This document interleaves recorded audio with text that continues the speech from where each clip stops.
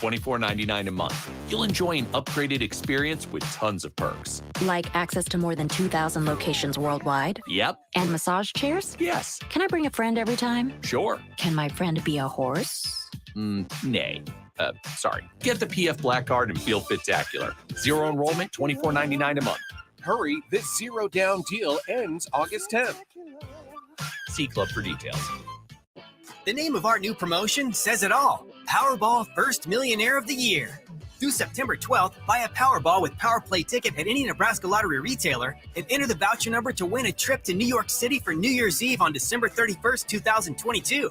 Plus, you'll also get a chance to win $1 million and become the Powerball First Millionaire of 2023. Remember, this promotion ends on September 12th, so plan ahead and play today. Powerball top prize odds 1 in 292 million.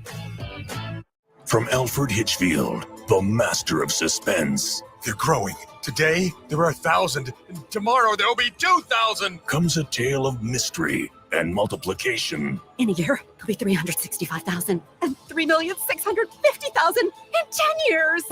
Wait a minute. What are we talking about here? The dollars you get if you win Lucky for Life from the Nebraska Lottery. $1,000 a day for life. What's with this scary music? We do lots of movie trailers. Force of habit. Top prize odds 1 in 30 million. There's a lot of realtors in Lincoln, but don't get overwhelmed by all the names. Ben Bleicher with Professional Realtor Group at Berkshire Hathaway Ambassador Real Estate is your go-to option when buying or selling residential and commercial property. Ben's team offers unbeatable customer service and promises to make the buying and selling process as stress-free as possible. Call Ben today at 402-419-6309 for all your real estate needs. Ben Bleicher with Professional Realty Group at Berkshire Hathaway Ambassador Real Estate. No pressure, just professionalism.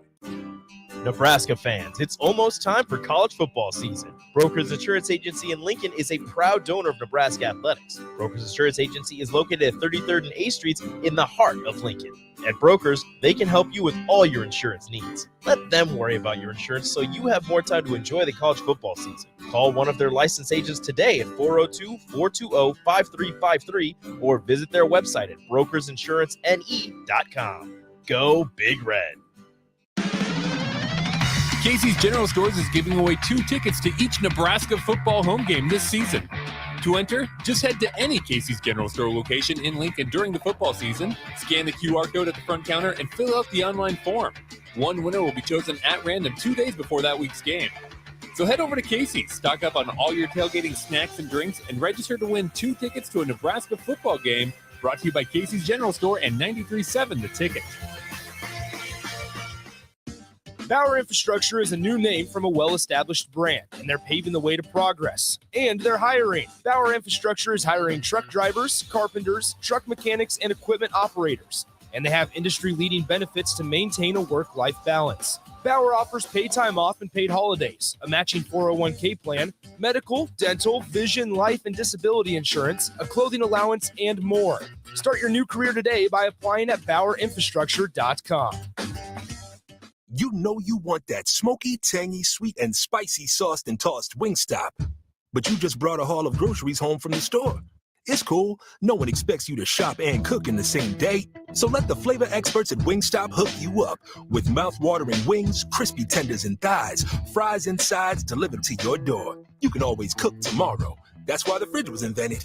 Get it delivered at wingstop.com. Order your Wingstop online at 28th and Superior, 50th and O Street, and 29th and Pine Lake. Tractor Supply is looking for full-time team members for their Waverly Distribution Center. Applicants can expect a 3- and 4-day work week schedule with additional overtime days with both day and night shift schedules available. Stand-up forklift and high-reach forklift experience is a plus for open positions, but they're willing to train for those without experience. At Tractor Supply, they work hard, have fun, and make money. Apply today at tractorsupply.jobs. Hi, Sean Callahan here for Coppell Chevrolet GMC, and things are cooking in Louisville. Right now, our pre-owned sales are off the charts, and we have loaded up the lots full of inventory. We've got a great supply of Sierras, Silverados, Tahoes, Yukons, and crossovers. Plus, we've got a great supply of back-to-school cars just in time for the big day. Don't forget about all of those new 2022 and 2023 units arriving every day as well. So please take that short, money-saving drive down 144th Street or shop online at CoppellCars.com. You'll be glad you did. This is Dan Friedman. Between 2010 and 2019, distracted driving caused more than 40,000 car crashes in Nebraska, resulting in over 14,000 severe injuries and deaths. Please keep your eyes on the road. If you have a smartphone, put it away while you're behind the wheel. It will help keep our community safe and secure. This message is brought to you by Friedman Law Offices, helping injured people. It's what we do. It's all we do. Find us at friedmanlaw.com today. The Ticket Water Cooler with Jake Bakoven and Enrique Alvarez Clary. There's still this Ramir Johnson community that wants to see Ramir Johnson touch the ball more. And I just want to see him involved. This is what we wanted going into the season. Find a 1A, find a 1B, find a guy who can rely on. They finish up, they say Anthony Grant and A.J. Allen are those guys, and then we sit back and go, well, I want to see the other guys get touches. I like what they're doing. On 93.7 The Ticket and theticketfm.com.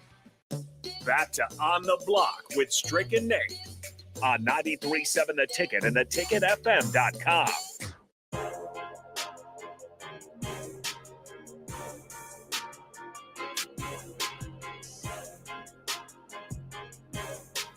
You listen to On the Block 93.7 The Ticket. My name is Nate Brennan. He's the Husker Hall of Famer, 9-year NBA vet, Eric Strickland. And we want to hear from you because we're going to continue our conversation, shocker, about Nebraska football. 402-464-5685, Starter Heyman text line, Honda of Lincoln hotline. We want to hear from you. Any thoughts, concerns, comments, questions, let us know on the Starter Heyman text line or give us a call on the Honda of Lincoln hotline. You can also check us out on Facebook, YouTube, Twitch, and Twitter. On all of those platforms, you can listen to the show. You can watch us as we interact with each other and all the listeners. And if you head over to YouTube, give us a like, give us a subscribe. Our goal is 1,500 here in the near future. We'll go ahead and say 1,500 by the Georgia Southern game. That'll be our goal. Again, 402-464-5685. We want to hear from you. And strictly, I kind of want to pick up where we were before we had to take a break. I got something I want to do too. All right, go for it. No, but I want to finish that conversation. Okay. But I got something I want to do, right. And I want to do it also on the Starter Heyman text line. Perfect. Do you want me to go first? Huskers, the good, the bad, and the ugly. Ooh, I like that. I want to tap in on that, but I'm gonna let you go first. But just be thinking about that. 402-464-5685. We're gonna talk about the good of what you saw in this week's game that we can grow from, the bad on which we need to get better at, and the ugly that if that ugly shows up, then it's going to be nasty, dirty, funky, stanky, all of that comes on a Monday that follows that weekend. Yeah. Well, you asked Gus and the listeners why they would check out and not watch the game, and Gus simply said, I've seen this football for way too long. Why punish myself when I can catch up on my household chores? There are a couple other texters that said the same thing. They had other things going on, and they didn't even bother. I know a couple of our texters also fell asleep at halftime. And Ryan says it best. It's been really, really hard on most of the diehards, and they can't take it anymore mentally. Interesting. Here's where I struggle, and I feel for some of the fans for a game like this, because listen, for what it's worth, we've talked about it. Last season you went 3-9. You had a lot of close losses, but for what it's worth, all of those the energy losses, still was the energy was there. The losses were to some really good teams. You played, I think, 5 teams that ended up winning 10 or more games last season. Like, it is what it is. A game like Saturday is like, even though you win by 21, they almost covered the spread for what it's worth too. You just have a sour taste in your mouth. Like something. It's like we talked about. It's lose-lose. Right. It's a lose-lose. Bingo. It's a lose-lose. And how that game finished was the definition of lose-lose. Yeah. There was no way you could win it unless you win 60-0. There was no way for Nebraska. And I'm going to say that game felt like a loss. You won. You are 1-1. You are 500, and you probably will be 2-1 going into Oklahoma. Right.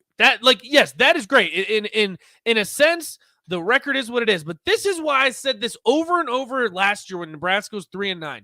You have to look past the record sheet, and I think this is a perfect indication too. It goes both ways. I'm not going to be hypocritical. I'm not going to say it goes one way. Last year, you have to look past the 3-9 record. There was a lot of good on the field, and there were a lot of things that didn't go your way that you could have won, but you played a lot of good teams. The same can be said for Saturday. Like, you're 1-1. Yes, that was a win. You have to look past that. Like, there were a lot of things that need to be fixed. And I'm excited to hear what the texters say, because I want to hear what the good, the bad, the ugly was. Because it goes past just a win. It was 17-17 with 4 minutes left in the third quarter against an FCS opponent. This is Nebraska. That can't happen. It can't. So for me, I understand, and the best way to say that, and I understand why people fell asleep, because it felt like there's two components, right? You're watching, if you watch that night, you didn't feel the energy of like what happened with Utah and Florida. It didn't have that just that passion and light and just that back and forth, that heat. You know what I mean? It didn't have that on it, right? But you've got the other side of the spectrum, which was Iowa. Like I would have fell asleep. So you have two. So for me, the good was you saw who your bell cow is. Yes. You saw why Applewhite yeah. has made the decisions that he made, because AJ Allen's solid as well. Looks good. Yeah. I feel bad for the others. You know, when I watch Josh Quezjet, he's very downhill. He's not even a one-cut guy for me now. You know, he's just straight ahead. Ramir, you know, obviously you feel bad for him. Yeah. He did a lot for the organization. If I'm him, I'm looking at another position. Like I maybe would have already made the switch by now, just knowing, you know, what I'm seeing. And you know, Applewhite, those are his guys. So the good for me is bell cow has been established. A great secondary guy has been, you know, found. The good for me is I love that they just kept plugging away and they made adjustments. Like when I didn't see anything of an adjustment in the Northwestern game. It just like they were still just out there. Whereas at least you can tell they're like, okay. There was an adjustment. Yes, I agree. So that's a good for me.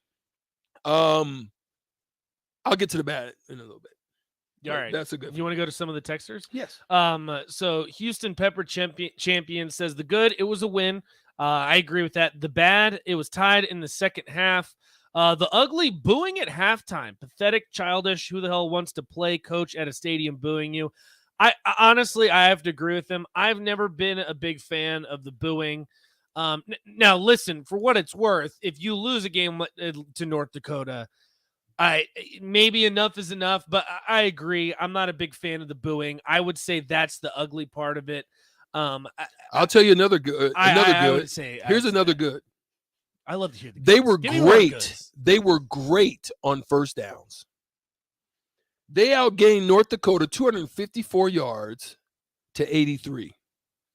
That's a great good for me. Right. They were also did 154 rush yards on 21 carries on first down. Efficient. That's efficient. Yes. So that's a good for me. I want to see that. The bad and the ugly was first half tackling again. I sent out a tweet yesterday that had Garfield with a fork and a knife, and he was licking his chops.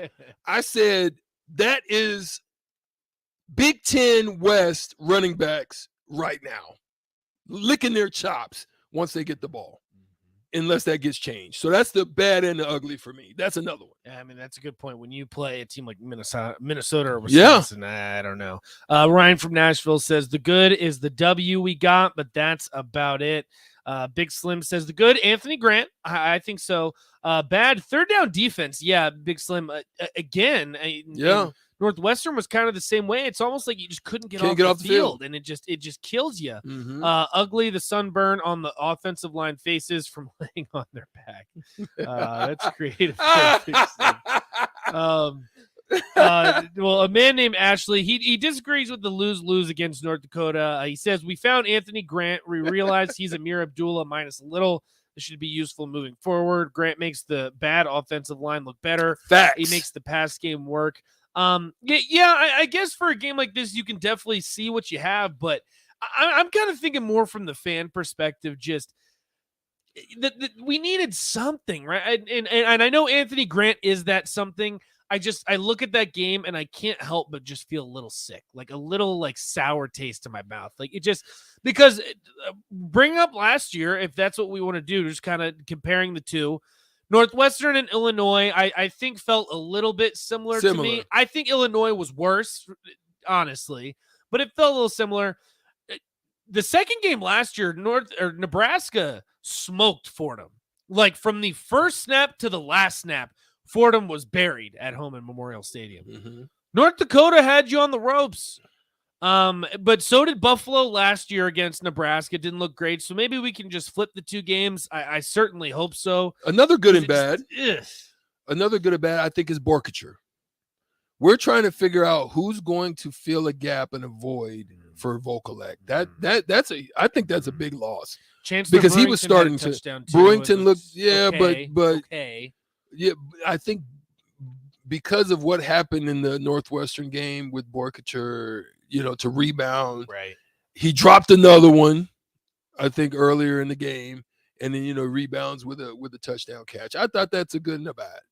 But we've got to improve on that. Especially, I would say if Vokalek isn't 100%, leave him out against Georgia Southern. You've proven that you can beat an inferior opponent without him. Against Oklahoma, you have to have him. I think you got to have Vokalek. You got to have him on the field. Bill and Bennett says, I think there are some so-called fans that actually want Frost to fail. Bill and Bennett, I think you'd be right, but I want to make myself very, very clear. Under no circumstance do I want anyone to fail. Yeah. I've been hoping since day one that this works out. Yeah. And I still hope that it does. Agree. I still have hope that they can turn the season around, but the first two games certainly don't make me feel great. Texter says, I spent my Saturday spending money on campus and supporting a team that can hardly beat FCS teams. I'm allowed to boo the terrible product that is only relevant because of us fans. Can you fight that? I can't fight that comment. I mean, that's one of those ones that, it's just built up frustration. It's like a volcano, right? The Nebraska fans right now, to me, is like magma just treading underground, and it's just one thing that can blow them up, that would just launch it in. That's that buildup of continuous hearing the talk, hearing all of the la la la la la, you know what I mean, from every coach, from every position coach, and at the end of the day, they're worse than like the Cowboys. They just build you up to break your heart. And Nebraska's certainly been they've been like that. So that's the part. It's like that tweet. I mean, that text right there to me is like the volcano has erupted in his mind. Kevin in Southwest Lincoln says Fordham was 10-7 Nebraska late in the first half. It was not a blowout from the get-go. I mean, at half it was 24-7 Nebraska against Fordham. And it was 7-7 against North Dakota. And then if you fast forward into the third quarter, it was 38-7 Nebraska, 17-7 tied with North Dakota in the third quarter. So maybe I'm far off there, but I certainly felt like that Fordham game felt a lot different than that North Dakota game. Thomas in Lincoln says, I know someone that has wanted Scott Frost to fail since day one. So I guess, I don't know, maybe there are some fans that want Frost gone and hope he fails, but I'm not certainly there yet. Listen, he makes it a little bit more difficult to be hopeful, but you know what we do on the block. We drink the Kool-Aid no matter what. We support this team. We support this fan base, but I think this is the biggest thing, and we might hit on North Dakota a couple more times here throughout the week before we focus on Georgia Southern. We'll break them down, hopefully get some insight from some people within the program for them too.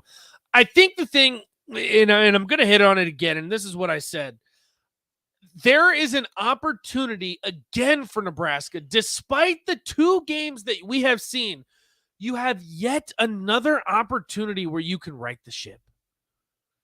Georgia Southern, and I know Texter said, are we sure Georgia Southern's an inferior opponent? Listen, you guys know I love my Vegas odds.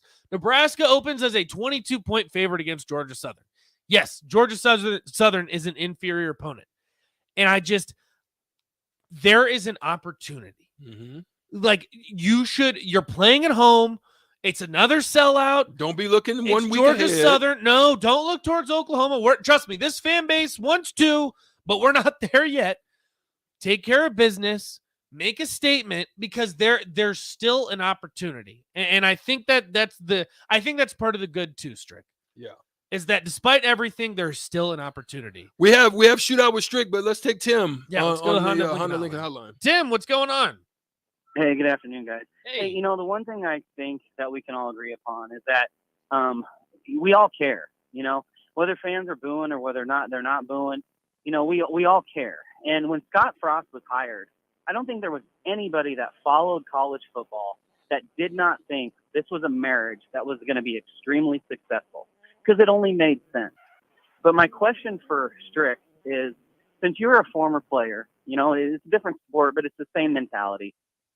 At any point during a season, early in the season, did you, with your guys' coaching staff is a little bit different. But what I'm getting at is I wonder, at some point, do the players, and like I said, I know it's early, but when you start to see these results and you're thinking, oh, crap, I go again, or you're a new player and you're thinking, oh, man, what did I get myself into? Strick, do you think these players start questioning this early in the season, or do you think they're still 100% on board? And I want to think they're 100% on board, but I'm just curious. Tell me what you think. Yeah, Thanks. Thanks for the call, Tim. Tim, I will say it obviously from a basketball perspective, even though I am versed in football, but I will say it because it's just an accumulation of more games. Okay. I will say that if you're in a losing streak, like I remember my senior year, we ended up going on a 10 game, and I'll be brief because I know we got to go to break, but we ended up going on a 10 game losing streak. In the early stages of that, you're still confident. So 3 games into it, you're just trying to figure out what it is. Why is this happening? What are we not doing? We're learning. We're watching film. But then when you get into like 6 and 7, and you start doubting yourself, you start wondering, you start kind of looking at each other different. Who is it? You know what I mean? It ain't me. You start having those type of conversations, and then you start seeing splinters. And then when you get really into it, like they've been into it, there's just a looming like ghost of fear of failure that just kind of looms. So I think that's kind of where it is. I don't think that they're there yet. I think if they even win against Georgia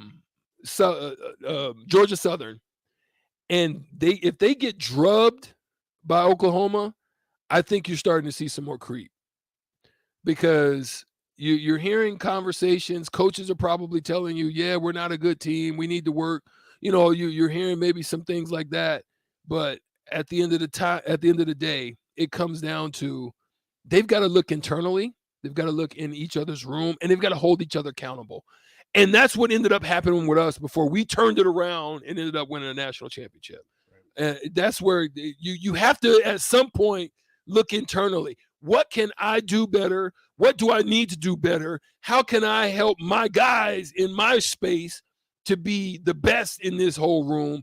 And then let it begin to create a cancer of energy around it, right? That's what I saw from Garrett Nelson.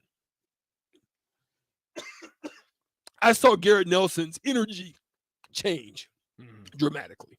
And I think that's what we need to see too, because he's one of the leaders on the team, and we need some type of leadership because he's been there and he's sick of this. Pretty cool from Dirty Tony and the boys. Says, I was in small town Kansas for the holiday weekend.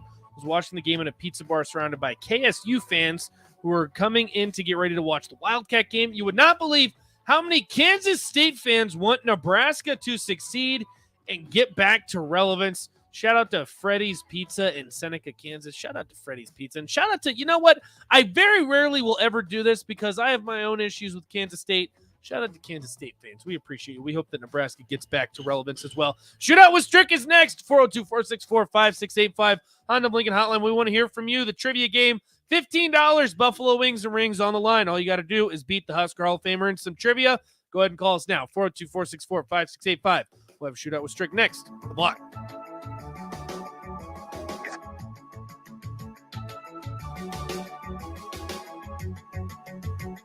The weather in Nebraska is unpredictable every day, and that's no fun when you're trying to golf. Double Eagle Golf in West Lincoln is now open to let you play in perfect indoor conditions daily. Double Eagle Golf has 5 simulator bays to hit in, by far the most in Lincoln, and has a fully stocked bar with beers and cocktails for you to enjoy while you play. Double Eagle Golf is open each weekday from 7 a.m. to 10 p.m., so you can start the day there, take a client over lunch, or end the night with friends. Check out Double Eagle Golf today inside the Kinetic Sports Complex on West O Street. They might win, they might lose, but either way, you have something to say about it. Don't miss the Husker After Party postgame show immediately following every Nebraska football game. Nick Sainert and Jake Bachhoven give instant reaction, quotes from the players and coaches, and take all your phone calls with thoughts on the game.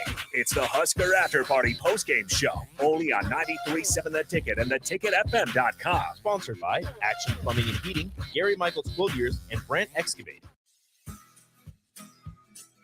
Tractor Supply is looking for full-time team members for their Waverly Distribution Center. Applicants can expect a 3- and 4-day work week schedule with additional overtime days, with both day and night shift schedules available. Stand-up forklift and high-reach forklift experience is a plus for open positions, but they're willing to train for those without experience. At Tractor Supply, they work hard, have fun, and make money. Apply today at tractorsupply.jobs. The name of our new promotion says it all. Powerball First Millionaire of the Year. Through September 12th, buy a Powerball with Power Play ticket at any Nebraska Lottery retailer and enter the voucher number to win a trip to New York City for New Year's Eve on December 31st, 2022. Plus, you'll also get a chance to win $1 million and become the Powerball First Millionaire of 2023. Remember, this promotion ends on September 12th, so plan ahead and play today. Powerball top prize odds 1 in 292 million.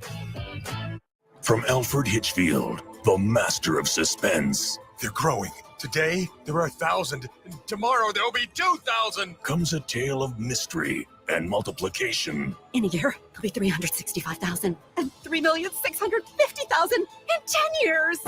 Wait a minute. What are we talking about here? The dollars you get if you win Lucky for Life from the Nebraska Lottery. $1,000 a day for life. What's with the scary music? We do lots of movie trailers. Force of habit. Top prize odds 1 in 30 million. Parents, now is the time to get your kids into one of the fastest growing sports in the Midwest, lacrosse. Signups are happening now for the Junior Rampage League fall season. Kids ages 6 to 14 are invited to join, with teams available for both first-time and experienced players. The focus will be on skill development with scrimmages throughout the fall. For more information, head to LincolnLAX.net. Don't miss out on your chance to join the growing lacrosse movement with the Junior Rampage. Register today at LincolnLAX.net. The season starts September 10th. Casey's General Stores is giving away 2 tickets to each Nebraska football home game this season. To enter, just head to any Casey's General Store location in Lincoln during the football season, scan the QR code at the front counter, and fill out the online form. One winner will be chosen at random 2 days before that week's game. So head over to Casey's, stock up on all your tailgating snacks and drinks, and register to win 2 tickets to a Nebraska football game, brought to you by Casey's General Store and 93.7 The Ticket. Sandhills Global is hiring. Check out sandhills.jobs for more information. Sandhills is looking to fill hundreds of new openings in sales, traveling support, software development, web design, and more. Sandhills has a professional culture and is fast-paced with a focus on growth, innovation, and leading-edge technologies. Career and internship opportunities are available at our global headquarters in Lincoln, Nebraska. Apply today at sandhills.jobs. Hi, this is Kurt, your shop manager at A1 Automotive here in downtown Lincoln. My promise to you is this: you won't find another automotive repair facility that genuinely cares about you and your vehicle. Our service is outstanding and our customer service is better. Please give me a call for all your automotive repair questions and needs. Call me at 402-477-4660. We were built on small town values, and that shows in how we treat others. A1 Automotive, always honest answers. 93.7 The Ticket, Fox, KFXL weather. Sponsored by John Henry's Plumbing, Heating, and Air Conditioning. Areas of fog this morning, then becoming mostly sunny with an afternoon high around 85. South winds at around 10. Heading into tonight, patchy areas of fog possible again. A low of 62. We'll heat things up just a bit more as we head into our Tuesday with a high of 89. I'm meteorologist Tim Wright for 93.7 The Ticket and theticketfm.com. Victor deployed for the first time to Afghanistan in 2003. At 4 in the morning, my phone rang. They said, "I regret to inform you that your husband was wounded in action." Victor sustained a moderate traumatic brain injury. I was doing school full-time, and I was also then caring for Victor. One of the most important elements of caregiving is taking care of yourself. I just didn't want to forget that I also had goals and that I also had a life. What I did is I challenged Victor to meet me halfway. There are almost 6 million military and veteran caregivers across the nation. We have our own journey, and we can fulfill that journey at the same time that we are helping our loved one. Visit aarp.org/caregiving for a free military veterans guide to navigate your caregiving journey and better care for your loved one and yourself. Brought to you by AARP and the Ad Council. It's time to play Shootout with Strick. Call now, 464-5685, to take your shot against Eric Strickland. Shootout with Strick. Brought to you by Buffalo Wings and Rings. Time to play the game!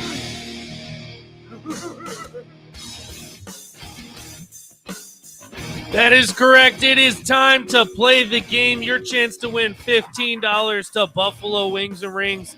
All you have to do is beat the Husker Hall of Famer at his own game. 4 questions for you, 4 for Strick. It's either or. We'll also have a money ball. That could give you 2 points. It could give you a win. But if you guys are tied at the end of the round, we'll go to a tiebreaker. I won't tell you guys the category because Strick always gets upset because you guys always use Google. You guys have caused this. Let's all use a little bit of integrity here. Let's all be honest. Let's make sure we're not using Google.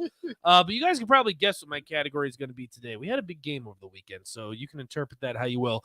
All we need is a caller, 402-464-5685, Honda of Lincoln hotline for your chance to win $15 to Buffalo Wings and Rings. I can't remember, Strick. What do you won one? Is it just one or is it 2? What do you mean? How many have you won in a row? Have you won? I've won 2. Are you sure? Yeah. Or do you know that? No, it's 1. I won Friday. I was about to say, no, I lost Thursday. Are you sure? I lost Thursday because Rico. Remember, he called it off. He called it right. off. Man, it was a pump fake with the shot at the buzzer, and it was off the fingertips. You know it was. For what it's worth, I was going to give you the pump fake. It. I was going to give you the pump fake, but unfortunately, that wasn't how it worked. And now you get extra lucky too, Strick, because Rico's in the other studio, so he's going to go ahead and judge. And I don't think sometimes he's not very nice to you on Shootout with Strick. He is not nice to Stricky. He's always calling you off. I don't even know, but we'll go ahead and give it to that. But we will go ahead and go to the Honda of Lincoln hotline where we have Drew. Drew, how you doing today? Doing great. How do you feel about the game against North Dakota? Were you watching it closely? Because we got questions about the Nebraska-North Dakota game. You know, I got married on Saturday, so I only got to see it up to halftime. Congratulations. You know what? Congratulations, Drew. That's awesome. We would have given you the hand claps if we'd had it queued up, but you surprised us with that one. Well, we weren't expecting, but Drew, congratulations. I will say, hopefully, for your sake, you get a little bit of luck. We'll get you $15 to Buffalo Wings Rings, but go ahead and stay on the line. You know how this works. We have to get Strick's answers first, so you know how many points you have to get in order to beat him. Strick, are you ready? Let's go. All right, we will start in 3, 2, and 1. Who was second in rush attempts for Nebraska? A.J. Allen or Casey Thompson? Allen. That is correct. Who led North Dakota in receptions? Bo Belquist or Marcus Preston? Preston. It was Belquist. Who led Nebraska in solo tackles? Luke Reimer or Isaac Gifford? Reimer. It was Gifford. Who had North Dakota's only interception? Casey Schultz or Wyatt Pedigo? Pedigo. That is correct. And how many points did North Dakota score on Saturday? 17. 7, 6, 5, 4, 3, 2.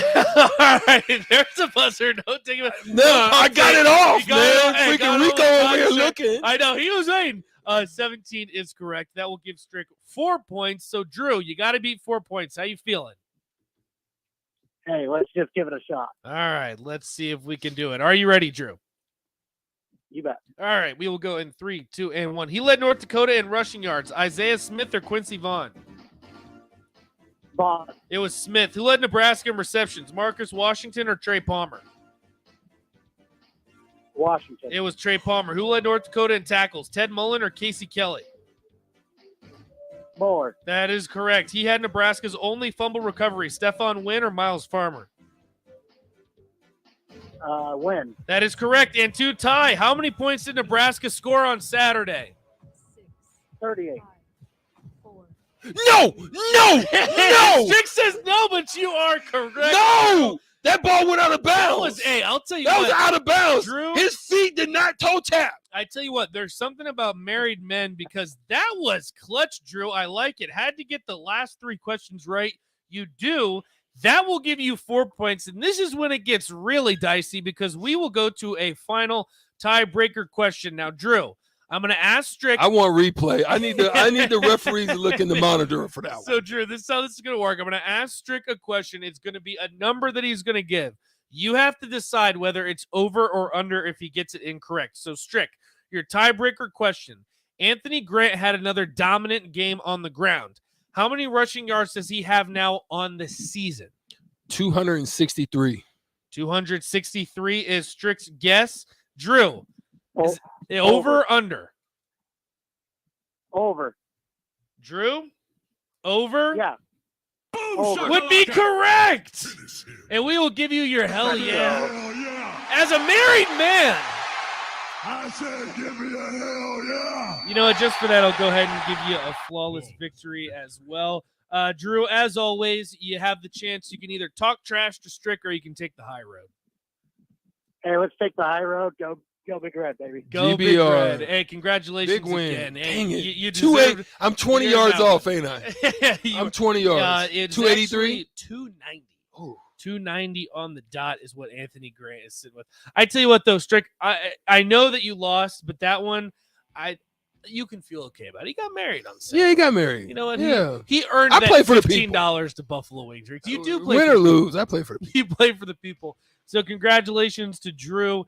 He will win $15 to Buffalo. Well, wifey's gonna love that. I That's know, a there great you go. little, dinner date. Someone's getting their meal for free. I'll tell you that much. So congratulations to Drew. After the break, we're going to break down a little bit of NFL talk. We teased it last week. We have to get our NFC predictions, our AFC predictions. I know there was a big game on Saturday. We'll break it down with Brian Munson as well. Don't you worry. And we got Rico, our referee. What do you got, Rico?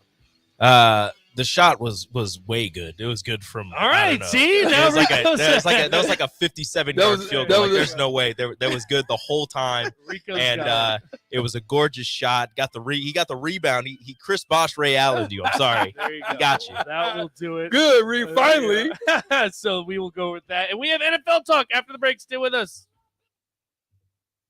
Join Planet Fitness now and get the PF Black Card for zero enrollment and $24.99 a month. You'll enjoy an upgraded experience with tons of perks. Like access to more than 2,000 locations worldwide? Yep. And massage chairs? Yes. Can I bring a friend every time? Sure. Can my friend be a horse? Nay. Sorry. Get the PF Black Card and feel fit-tacular. Zero enrollment, $24.99 a month. Hurry, this zero down deal ends August 10th. See Club for details. Casey's General Stores is giving away 2 tickets to each Nebraska football home game this season. To enter, just head to any Casey's General Store location in Lincoln during the football season, scan the QR code at the front counter, and fill out the online form. One winner will be chosen at random 2 days before that week's game. So head over to Casey's, stock up on all your tailgating snacks and drinks, and register to win 2 tickets to a Nebraska football game, brought to you by Casey's General Store and 93.7 The Ticket. There's nothing quite like the Mercado by Certified Piedmontese beef. The Mercado offers unique ingredients you can't find anywhere else, open every day from 8 a.m. to 8 p.m. The full-service butcher shop and retail store is wonderful for meat lovers with their exclusive Certified Piedmontese beef and assorted sausages, plus other quality meats, including pork, chicken, and a wide range of the freshest seafood.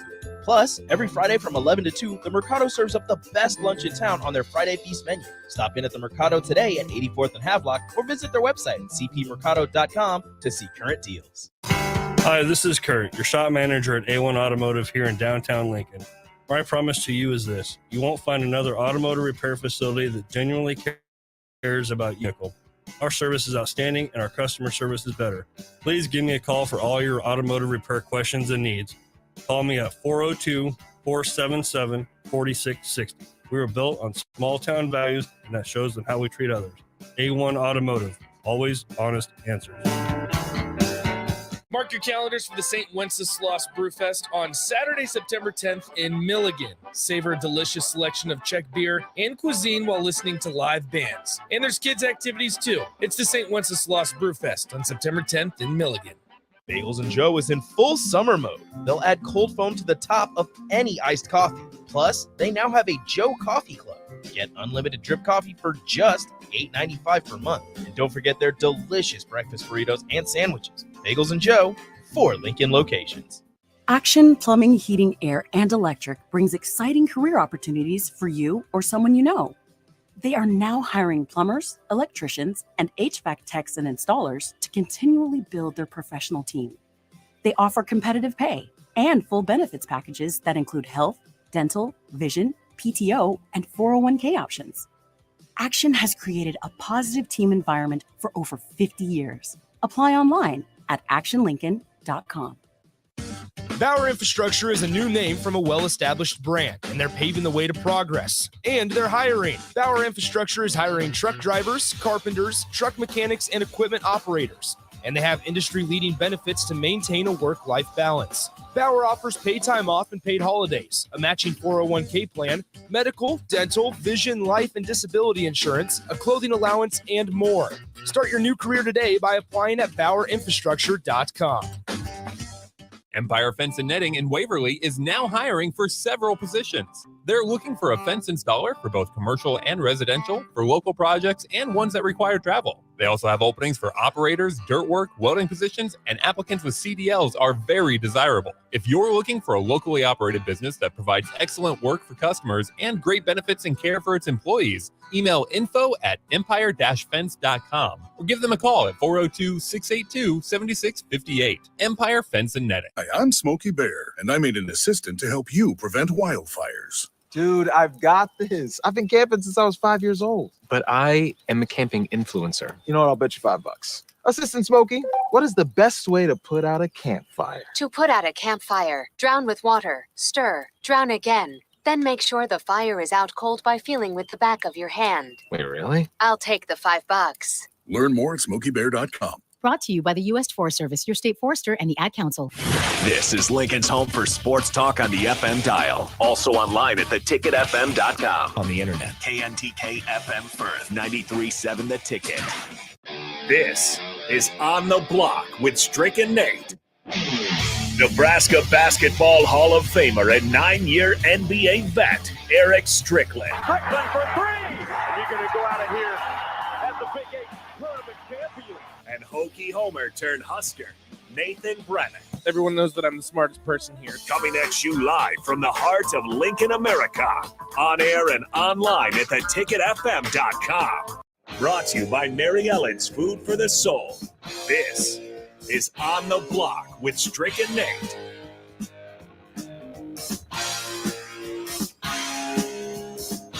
I don't know.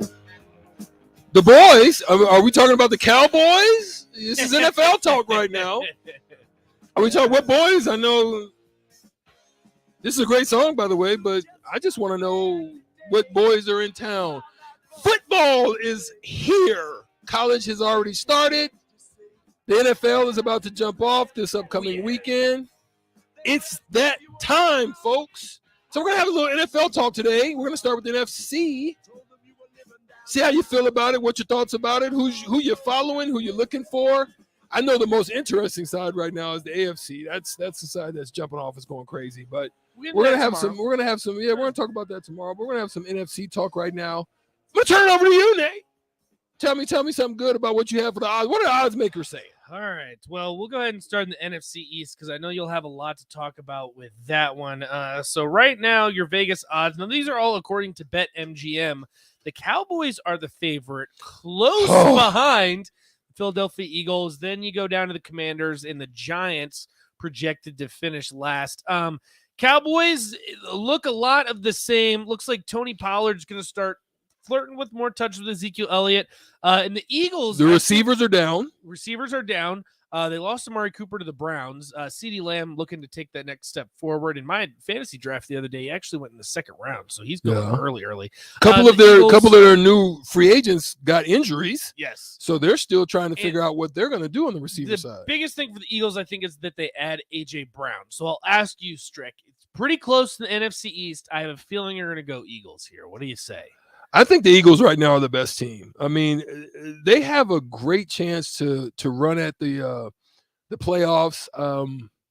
I think they're looking to take control of the division and get it back from the Cowboys. I mean, they've got a little chip on their shoulder. They felt that, they should have did it last year, but they came up a little bit short.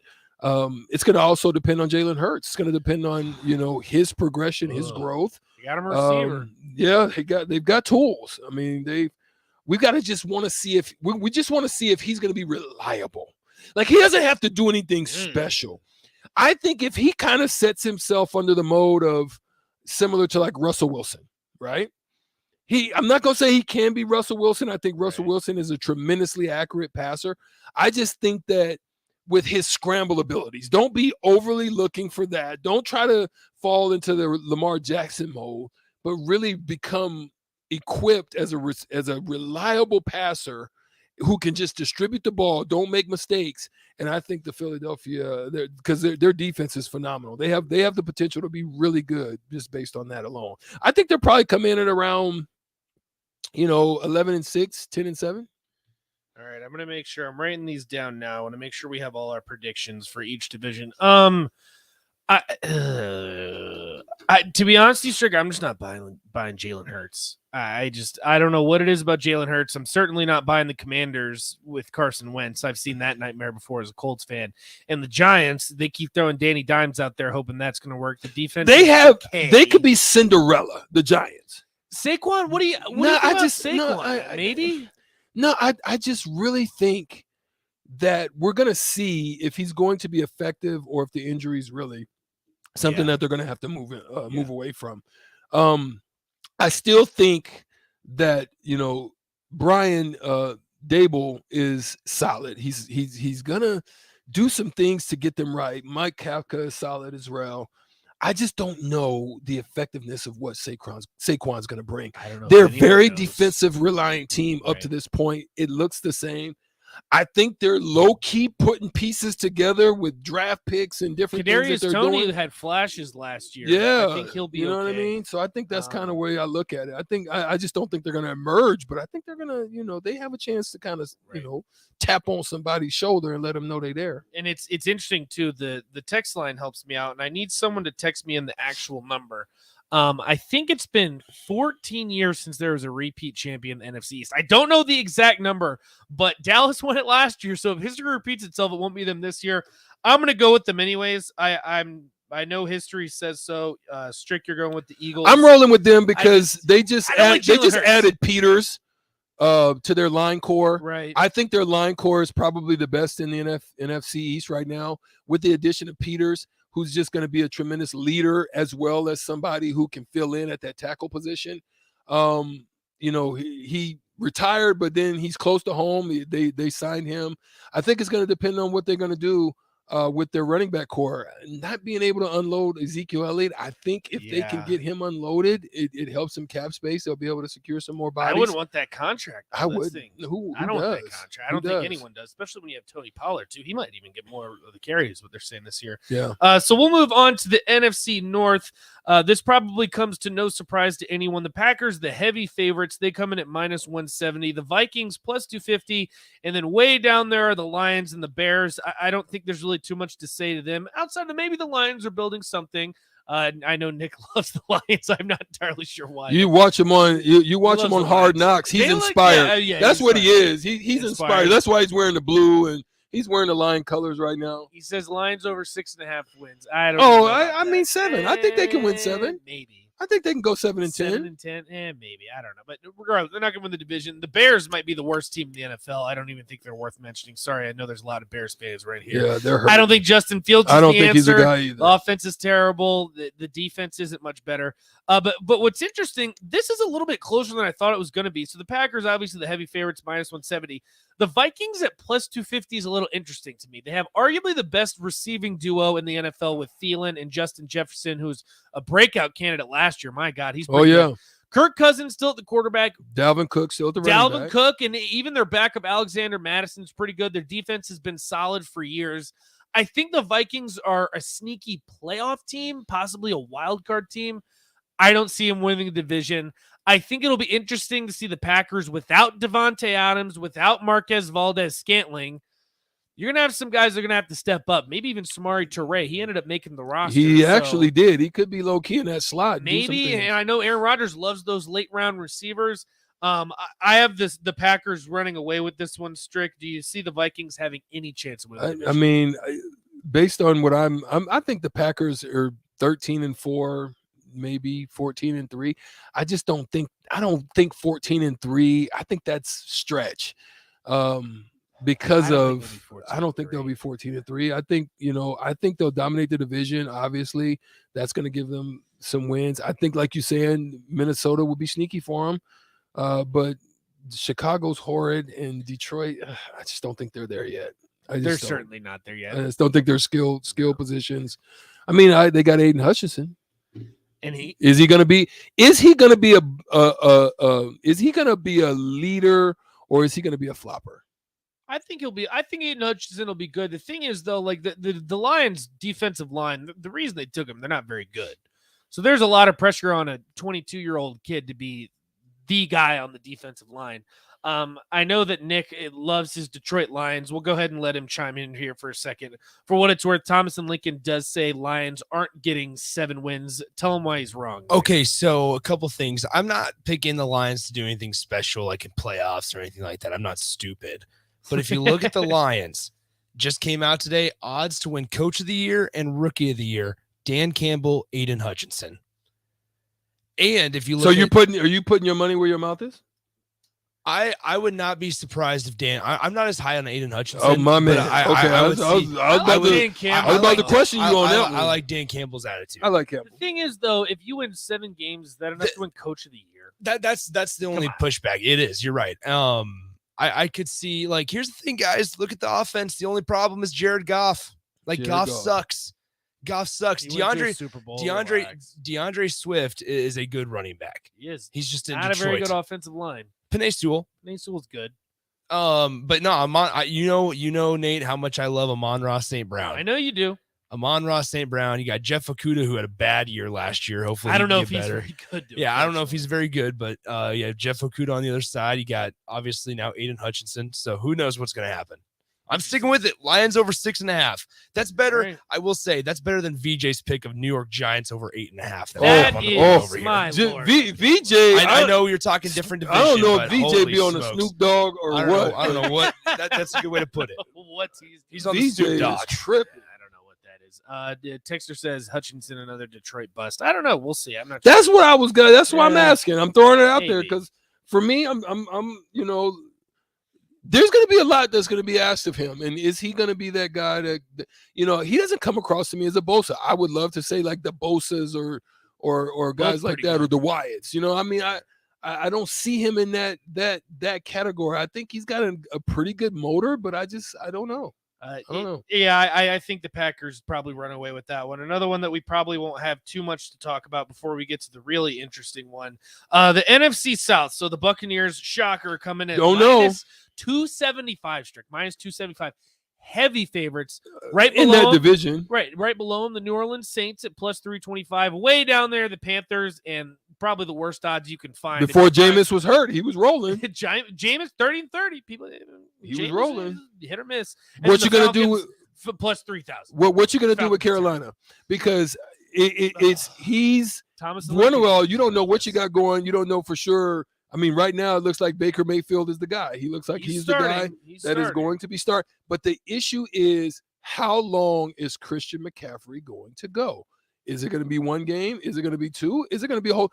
No, not knowing that, I couldn't trust him on my fantasy team. I couldn't trust. No, I used to trust it, but at the end of the day, it's just been a travesty. It's just the Panthers are such a weird team too because DJ Moore, one of the better young receivers in the NFL, Robbie Anderson isn't a slouch. Baker Mayfield, for what it's worth, is an upgrade from Sam Darnold. Are they going to make the playoffs? Probably Negative. not. Are they going to win the division? No, but No. There's something. Thomas and Lincoln, I know you're saying Carolina win the NFC South. You might have started drinking a little bit early today, but I don't know if I agree with that. But they're a sleeper. But will the Giselle curse kill the hopes of the Tampa Bay Bucks? That's right. What's going to happen? This is really, for me, at this age, the test, the major test. He's sitting down in that room right now. He's got the finals test laid out for him.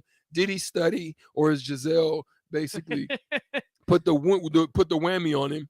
And he's 45 too. So that's what I'm saying. He missed some games. This is a mental test. Camp. Yeah, this is a mental test because is it this late in the game that if after you've done everything, after you've won everything, after you've been labeled the you GOAT, unretire. You know what I'm saying? Does it affect you to know that all situations have changed in your life? It is not hunky-dory like it was. You know what? I'm going to do something crazy here, Strick, before you get to your pick. I love Chris Olave out of Ohio State to the Saints. I think Michael Thomas has a resurgent season. The Saints have one of the better defenses in the NFL. You know what? I'm not going to put my money where my mouth is. But no running back in Kamara, possibly. Kamara, I think he's in. I think he's good. I don't know what his deal is. They still have Ingram. I'm going to do it. I'm not going to put my money where my mouth is, like Strick says. I'm not going to go out on a limb and put money on him. But for the sake of this argument for playing a game, I'm going to take the Saints. I think I'm going to take the Saints, too. I'm going to take the Saints to win the division. I'm rolling Saints. I think the Saints can go 11-6. What it comes down to, they're going to have to beat the Buccaneers. They got to beat them. You got to win at least one of those games. I don't think Jameis is that bad. I don't think he's that bad either. I really don't. I think he's not. He Drew showed Brees. me something. He's not Drew Brees. With weapons. He showed me something. You know that he has the ability to. It seems like he's matured, and I think after what they're giving him a second chance, he's looking for another. He's looking for a bag, and he's going to play his butt off. Here's an opportunity that's just sitting right in his lap. Go get it. And that's the thing, too, is they said you're going to be the starter. Taysom Hill, I think, is officially a tight end now. I think they've stopped with that experiment. Yeah. Texter says, will Marcus Mariota revamp his career in Atlanta? Negative. That's going to be a big no for me. Boo! Yeah. Rico says, yes. I don't really know about that one. I'm certainly not buying Marcus Mariota. And to be honest with you, I'm not really buying Desmond Ritter either. No buy. The Falcons, unfortunately, I think they're going to be left out of that conversation. Dumpster fire, I think. This is the one where we might have a little bit of disagreement. We might have the same winner. The NFC West. You rolling with the Rams. I know you are. Man, we'll see. So the Rams do open as the favorites at plus 120. Right below them are the 49ers, who, for what it's worth, went to the NFC Championship last year at plus 160. Cardinals not too far behind, plus 380, and then way down to the Seahawks, one of the worst teams. So you're banking on Trey. You're breaking on Trey Lance. You're banking. You going with it? With Jimmy G on the back up? Part of me wants to take the Cardinals, but I don't think I can do that. Rondell Moore, DeAndre Hopkins, when he's comes not back. studying film. I'm sorry. Kyler Murray. Alleged. He's not seeing Phil. The Cardinals are an interesting pick. I'm not going to take them just because there's a lot of pressure. They collapsed in the second. There's a lot of pressure on. There's a lot of pressure on that young man. They gave him the bag. They did give him a lot of money. So he's going to have to. It's either stand up or sit down on the pot. Which one are you going to do? Either you're going to stand up or you're going to sit down. Well, what hurts Kyler Murray in this situation, I really don't see a situation where they win the division. I think it's between the 49ers and Rams. And to be honest with you, Strick, I'm kind of buying Trey Lance. Wow. I think Jimmy G, for what it's worth, Jimmy G went to a Super Bowl, went to the NFC Championship last year. He is a formidable average quarterback. Mm-hmm. Trey Lance, I don't know if he's going to be this guy, but he's got an X factor to him. So you rolling? You think Debo and all them is going to get it done? I like Kittle too. I really like George Kittle. What do you say? You give me your prediction. I think I'm rolling first. Rams. I think I'm going to roll with the Rams. I don't think they're going to have a hangover. I think Cooper Kupp solid. I think if they can lost get Robert one more, Woods. I know. I think if they can get one guy to emerge out of that group, I like them. I like obviously the defense. The defense for me is going to win them a lot of games. I don't think they have a hangover. I don't think they're drunk off the sauce. They did. So I think they're hungry. I think they are too. The replacement for Robert Woods was Allen Robinson. I think that was a pretty decent pickup. He wasn't doing really too much of anything with the Bears, but who is?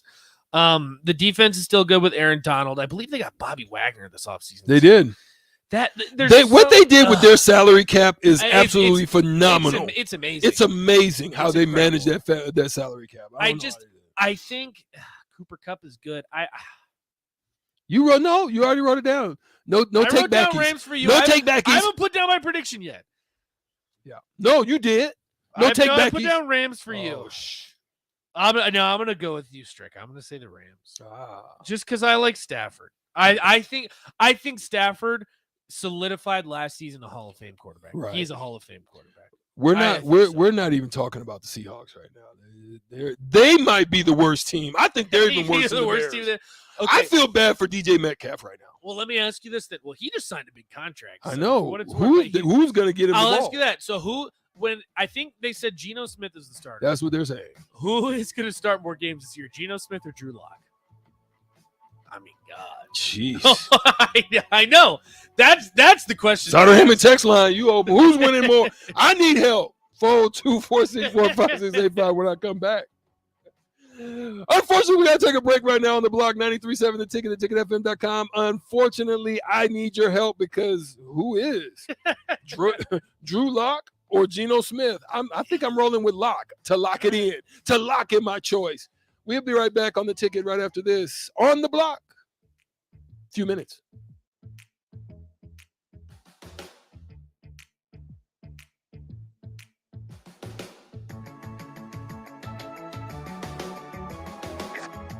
Jake Bachman here. Before you get back to the golf course, let me tell you about my friends at Solarion. I've been working with them for many years, and they've been a great place to work with, helping develop new pharmaceutical products.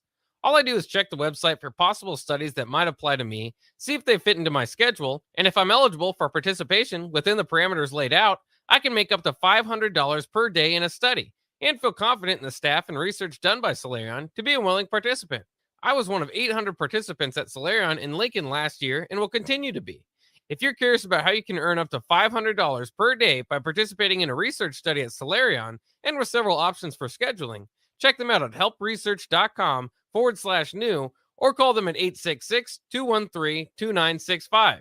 Again, that's Solarion at 866-213-2965 or at helpresearch.com/new. Parents, now is the time to get your kids into one of the fastest growing sports in the Midwest, lacrosse. Signups are happening now for the Junior Rampage League fall season. Kids ages 6 to 14 are invited to join, with teams available for both first-time and experienced players. The focus will be on skill development with scrimmages throughout the fall. For more information, head to LincolnLAX.net. Don't miss out on your chance to join the growing lacrosse movement with the Junior Rampage. Register today at LincolnLAX.net. The season starts September 10th. Empire Fence and Netting in Waverly is now hiring for several positions. They're looking for a fence installer for both commercial and residential, for local projects, and ones that require travel. They also have openings for operators, dirt work, welding positions, and applicants with CDLs are very desirable. If you're looking for a locally operated business that provides excellent work for customers and great benefits and care for its employees, email info@empire-fence.com or give them a call at 402-682-7658. Empire Fence and Netting. Action Plumbing, Heating, Air, and Electric brings exciting career opportunities for you or someone you know. They are now hiring plumbers, electricians, and HVAC techs and installers to continually build their professional team. They offer competitive pay and full benefits packages that include health, dental, vision, PTO, and 401k options. Action has created a positive team environment for over 50 years. Apply online at actionlincoln.com. At first, I was really nervous and intimidated to buy a ring. I wasn't sure what I was getting into. My experience at Starter Heyman was very easy. I felt like I walked out of Starter Heyman with the ring that was going to make her go wow and say yes. I love my ring. It is so beautiful. I absolutely love my ring. I get compliments on it all the time. I always tell them Starter Heyman. Yeah, we would definitely recommend Starter Heyman. Yeah, it was great. We're definitely coming back in the future. Sauter Heyman Jewelers, Lincoln and Grand Island. SauterHeyman.com. Mark your calendars for the St. Wenceslas Brewfest on Saturday, September 10th in Milligan. Savor a delicious selection of Czech beer and cuisine while listening to live bands. And there's kids' activities too. It's the St. Wenceslas Brewfest on September 10th in Milligan.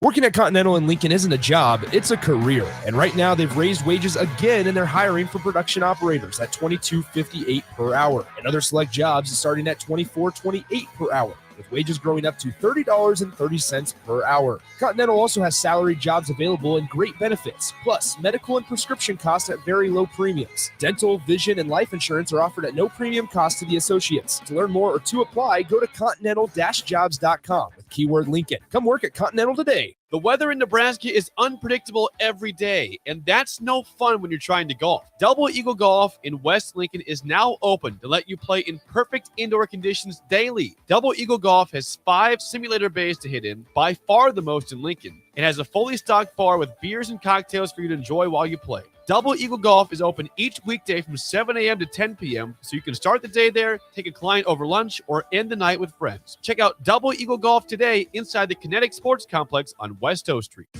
Bauer Infrastructure is a new name from a well-established brand, and they're paving the way to progress. And they're hiring. Bauer Infrastructure is hiring truck drivers, carpenters, truck mechanics, and equipment operators. And they have industry-leading benefits to maintain a work-life balance. Bauer offers paid time off and paid holidays, a matching 401k plan, medical, dental, vision, life, and disability insurance, a clothing allowance, and more.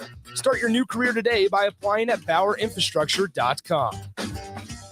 93.7 The Ticket, Fox, KFXL weather. Brought to you by Bryant Air Conditioning, Heating, Electrical, and Plumbing. Areas of fog this morning, then becoming mostly sunny with an afternoon high around 85. South winds at around 10. Heading into tonight, patchy areas of fog possible again. A low of 62. We'll heat things up just a bit more as we head into our Tuesday with a high of 89. I'm meteorologist Tim Wright for 93.7 The Ticket and theticketfm.com. Back to On the Block with Strick and Nate on 93.7 The Ticket and theticketfm.com.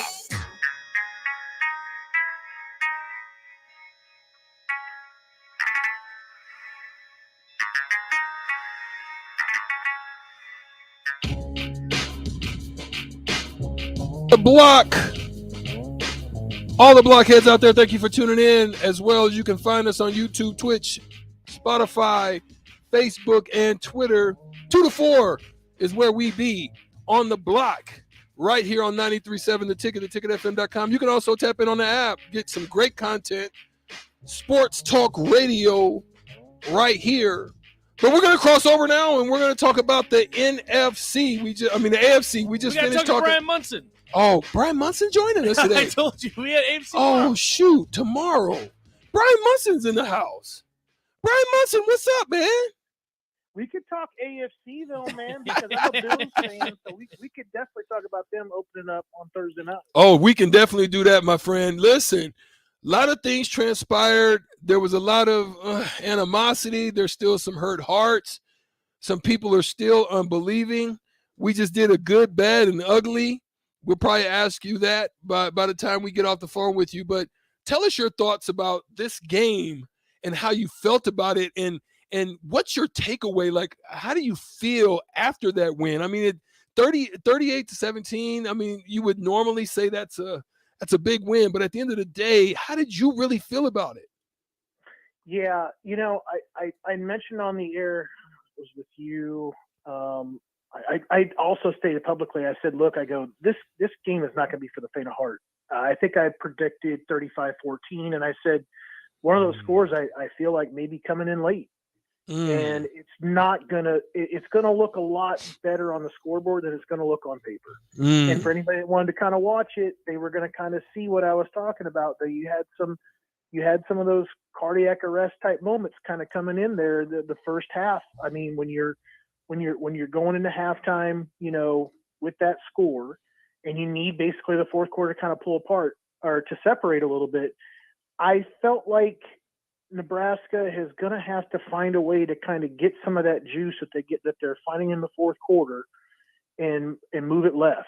They're going to have to move some of that stuff up to where they are getting their opponents out of the flow of what they want to try to do, because time of possession was crushing Nebraska. Wasn't that crazy? I mean, 2-1 in the first half. 4 possessions the entire first half. Yeah. Was that the stat? Yeah. I mean, that was very Sean Watson, Bill Callahan, go to play Crabtree at Texas Tech. I mean, that was a way to kind of slow down Leach, to slow down Frost and Whip. The way that North Dakota did was basically a page from that book, and essentially it was putting Nebraska. You know, you're keeping that defensive unit on the field that has got injuries at the second level anyway. You had some potential conditioning issues that were exposed against Northwestern, earlier the week before, and now you're keeping those guys on the field for 20 plus minutes in the first half. It was just too much, and Nebraska was going to have to try to find ways to, if they're going to speed it up with tempo, and they have to score, because they can't just keep, facts, 3 and out, kick it back and give that time back to those guys. So my good though on the week, dude, how good does Grant look? Woo! I mean, that guy is like the second coming of Amir Abdullah to me. That's what everybody's saying. Got some nifty feet, and I think he's got a little bit more speed than what Amir does. And and I'm still impressed with Casey Thompson, man. I didn't know what we had. I didn't know what Nebraska had after the spring game. But was it scary when you saw him go into the tent? Absolutely. Yeah. I mean, I know there's a fair amount of people out there that got some confidence in Purdy, or they got guys that want to see some others do it. I mean, he took a snap and he ran for 10, 12 yards against Northwestern. I get it. But I mean, if you're really debating right now who the starter is in Lincoln still, I mean, let's put that one to bed, because Casey has got. I listened to that guy at the podium. He is mature. He has got his head screwed on straight. He seems like he is almost like that extension of the coaching staff that you rarely get kind of with that quarterback. He's certainly got a lot of things going for him. He's got that it factor, that control, and certainly seems to have that team, viewing him as their leader on the field. Brian Munson with On3 joining us. Brian, something that a lot of people haven't really talked about, and something that I picked up on, I want to get your thoughts. This is now the second straight week that the Nebraska offense has scored on their very first drive, looked dominant, drove down the field, and then a whole lot of nothing for the rest of the half. Do you think there's something behind that, or do you think it's just more of a coincidence? It depends. I'm not sure how much of scripting is coming into play there. Okay. It could potentially. I'm not sure how Whip decides to kind of do that. I don't know if he and Coach Joseph and the other offensive staff members are going into a room and kind of coming together with how that first drive is gonna play out and get through that script essentially. But if that's the case, then there's a need to get back closer to those things that are making them more successful in the first drive, and keep that continuity basically and that momentum going, because it does seem like they break down. They get out of that.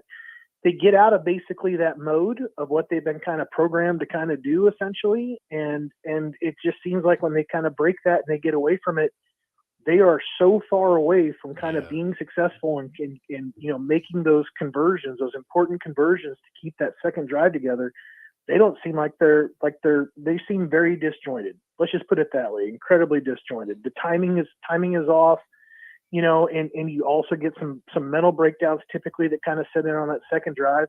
There's a real need, I think, to kind of keep that momentum going. You need to kind of call those guys over after that first score and kind of tell them, don't get in the tank. Don't get in the tank. We're going to go back out there the same way that we were doing the first drive. It's going to be very similar, and it comes to the pocket style of the play calling that we're going to kind of stay in. We're seeing some things. We think that we can be successful here. until we see some adjustments. And then guess what? We got the adjustments for their adjustments. And I think that there's kind of a need to kind of keep that carrot in front of the offense to kind of make them show that the coaching staff has got a step, on their opponent.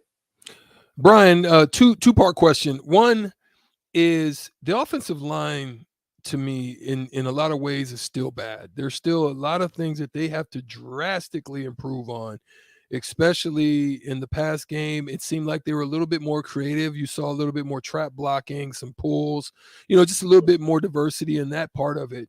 But they still have got some work to do. I like your assessment on that. Second, of that question, it's all in the same vein. There seemed to be a shift from the first half to the second, and it looked reminiscent of what I hope to see in the Northwestern game, but they seemed to do it in this game where you had 11, 12 straight runs to close this game out.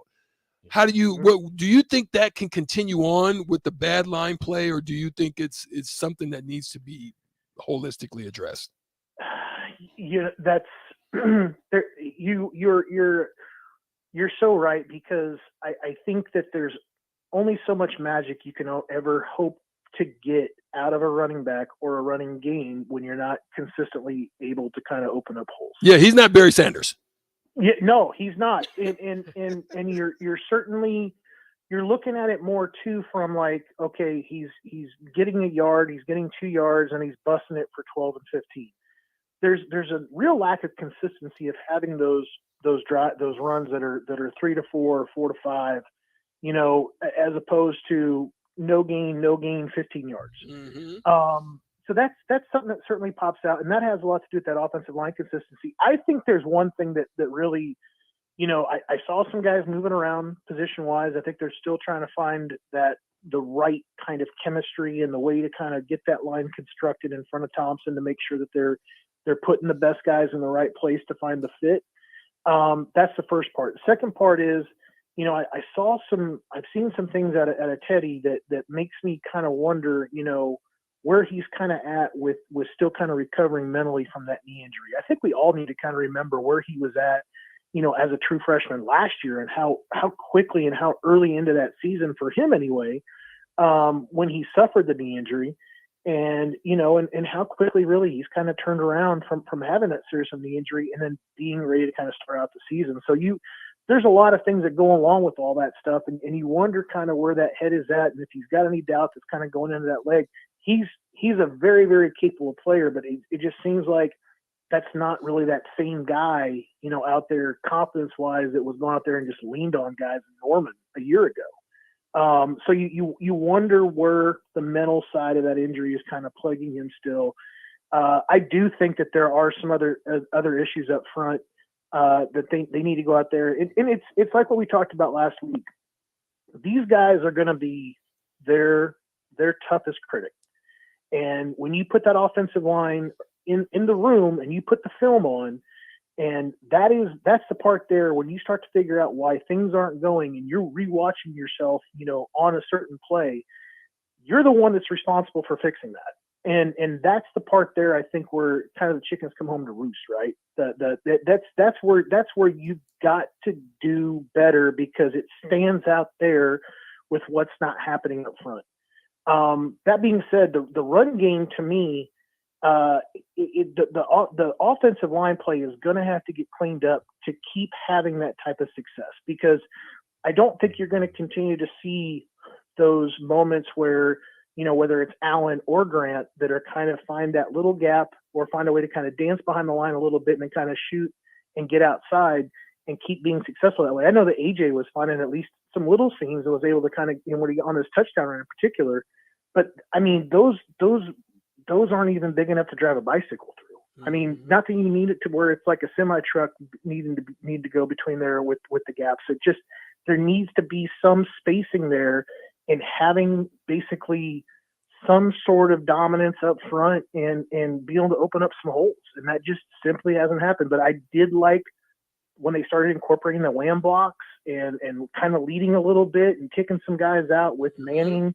I thought that was creative, and I think that that's going to be a good way to kind of get that defense a little bit back on their heels, because right now they're just going toe-to-toe and just saying, we don't think you can beat us up front. Brian Munson from On3 joining us. Brian, before we let you go, I want to make sure we flip over to the opposite side of the ball. We talked a lot about the offense. We still saw some issues tackling from the defense. The pass rush was better, but I honestly expected more against North Dakota's front. What do you think the Black Shirts can look at as positive momentum moving forward? And are you a little bit worried that this season we're going to enter Big Ten play and it's just going to have to win by getting into a shootout? I thought that the pass rush did get a little bit better. I liked the strip sack that Garrett had. Yeah. I really liked the package where O'Shawn and Garrett are on the field at the same time.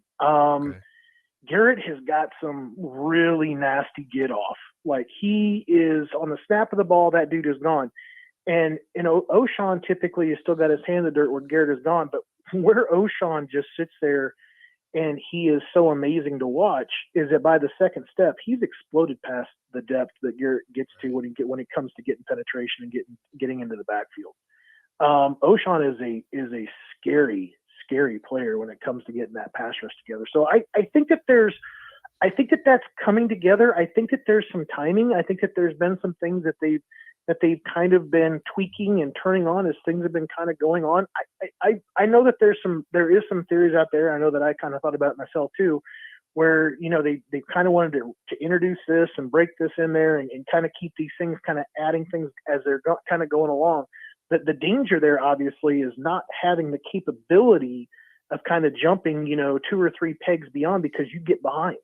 And that's certainly going to be a trouble here because you're talking about a Georgia Southern team that has a quarterback that knows Nebraska intimately, had put up 50 passing attempts when he was at Buffalo.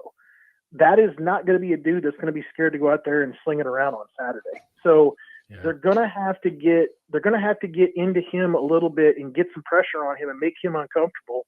And you're going to have, there's obviously still some guys that are hurt, and I thought that Hausman played excellent for a true freshman. I thought that there were definitely some times that North Dakota was trying to expose him a little bit, and he just stayed with his responsibilities. I thought he played excellent, but I think Nebraska's going to have to dial up some pressure on Saturday because that quarterback knows how to go out there and basically throw it around on the Huskers.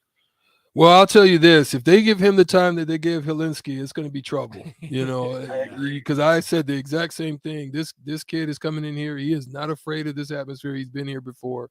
He smelt the air. So, Brian Munson joining us from On3. Brian, where's the good content that they can find you on a regular basis? Because you guys are doing some tremendous stuff at On3. We love it, and thank you for joining us.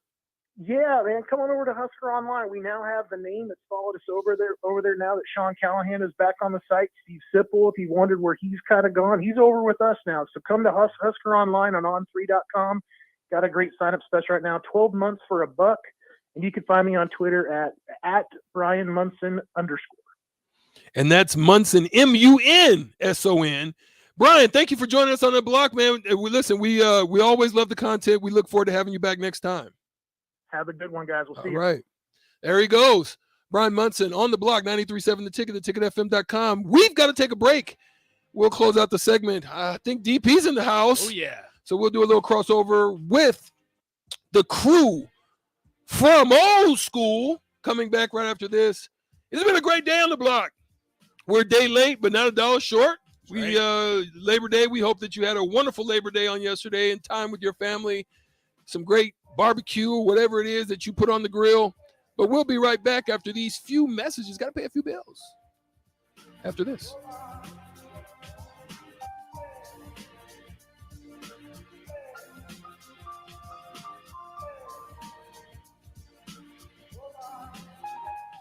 If you need to sell equipment and trucks, Ritchie Brothers' new Lincoln Satellite Yard lets you free up space at your property and get local access to all Ritchie Brothers auctions. Drop your equipment off and sell it online at any Ritchie Brothers auction, Iron Planet, or via Marketplace E. The yard is at 8801 US 6 Lincoln. It's secure and makes for easy in-person buyer inspections and pickup. Take advantage of this yard to sell at Ritchie Brothers' Great Plains Regional Auction, September 15th and 16th. For details, visit rbauction.com/Lincoln. Mark your calendars for the St. Wenceslas Brewfest on Saturday, September 10th in Milligan. Savor a delicious selection of Czech beer and cuisine while listening to live bands. And there's kids' activities too. It's the St. Wenceslas Brewfest on September 10th in Milligan.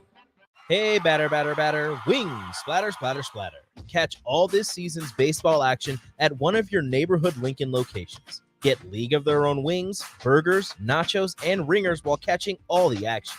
Stop into Wings and Rings located on O Street in Meridian Park and 40th and Old Cheney in Williamsburg Village. Or place your order online at wingsandrings.com. That's wingsandrings.com, Buffalo Wings and Rings. Bauer Infrastructure is a new name from a well-established brand, and they're paving the way to progress. And they're hiring. Bauer Infrastructure is hiring truck drivers, carpenters, truck mechanics, and equipment operators.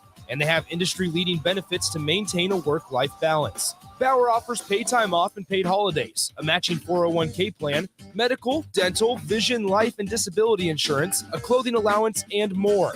Start your new career today by applying at BauerInfrastructure.com. At Allo, we think you deserve the fiber things in life, like binging your favorite TV shows and movies buffer-free, next level, lag-free gaming, and video calls without frozen faces. So say goodbye to lag and buffering and hello to super fast fiber internet with dedicated 24/7 support for total peace of mind. Plus, no hidden fees, no expiration dates, and no contracts, ever. From dependable service to exceptional support, experience the fiber things with Allo. Go to allofiber.com/fiberthings and switch today. There's nothing quite like the Mercado by Certified Piedmontese Beef. The Mercado offers unique ingredients you can't find anywhere else, open every day from 8 a.m. to 8 p.m. The full-service butcher shop and retail store is wonderful for meat lovers with their exclusive Certified Piedmontese beef and assorted sausages, plus other quality meats, including pork, chicken, and a wide range of the freshest seafood. Plus, every Friday from 11 to 2, the Mercado serves up the best lunch in town on their Friday Feast menu. Stop in at the Mercado today at 84th and Havelock or visit their website at cpmercado.com to see current deals. The fall sports season is here, and Brown Shoe Fit is celebrating that with a sale on athletic shoes. From now through the end of August, get $10 off any regular priced athletic shoe up to $105, and get $15 off shoes regularly priced at over $105. These are shoe brands including New Balance, Brooks, Hoka, and On. Gear up for the busy fall season today with the athletic shoe sale at Brown Shoe Fit, located at 66th and Q. Casey's General Stores is giving away 2 tickets to each Nebraska football home game this season. To enter, just head to any Casey's General Store location in Lincoln during the football season, scan the QR code at the front counter, and fill out the online form. One winner will be chosen at random 2 days before that week's game. So head over to Casey's, stock up on all your tailgating snacks and drinks, and register to win 2 tickets to a Nebraska football game, brought to you by Casey's General Store and 93.7 The Ticket. Guys, a couple months ago, I told you how I lost 36 pounds by taking part in the 10-week challenge at Farrell's Extreme Body Shaping. Well, now, after another 10 weeks, I'm down over 60 pounds, and I'm feeling stronger than I can ever remember. Farrell's uses a trusted method that combines kickboxing, strength training, nutrition, and personalized coaching to set you up for success. The next 10-week challenge begins on October 8th, and you can join for half off by mentioning the ticket. Head to fxblincoln.com to learn more and join the 10-week challenge with Farrell's Extreme Body Shaping for 50% off. At first, I was really nervous and intimidated to buy a ring. I wasn't sure what I was getting into. My experience at Starter Heyman was very easy. I felt like I walked out of Starter Heyman with the ring that was going to make her go wow and say yes. I love my ring. It is so beautiful. I absolutely love my ring. I get compliments on it all the time. I always tell them Starter Heyman. Yeah, we would definitely recommend Sauter Heyman. Yeah, it was great. We're definitely coming back. Sauter Heyman Jewelers, Lincoln and Grand Island. SauterHeyman.com. Hi, Sean Callahan here for Koppel Chevrolet GMC, and things are cooking in Louisville. Right now, our pre-owned sales are off the charts, and we have loaded up the lots full of inventory. We've got a great supply of Sierras, Silverados, Tahoes, Yukons, and crossovers. Plus, we've got a great supply of back-to-school cars just in time for the big day. Don't forget about all of those new 2022 and 2023 units arriving every day as well. So please take that short, money-saving drive down 144th Street or shop online at koppelcars.com. You'll be glad you did. I'm Smokey Bear, and I made an assistant to help you out because only you can prevent wildfires. Hey, Assistant Smokey Bear. Call me Papa Bear because I'm grilling up dinner. Do you get it? Yes, good job. So what should I do with all these coals? Don't just toss them out. Put them in a metal container because those embers can start a wildfire. I understand. The stakes are high. Ha, ha, ha, ha. Learn more at SmokeyBear.com. Brought to you by the U.S. Forest Service, your state forester, and the Ad Council. Back to On the Block with Strick and Nate on 93.7 The Ticket and theticketfm.com.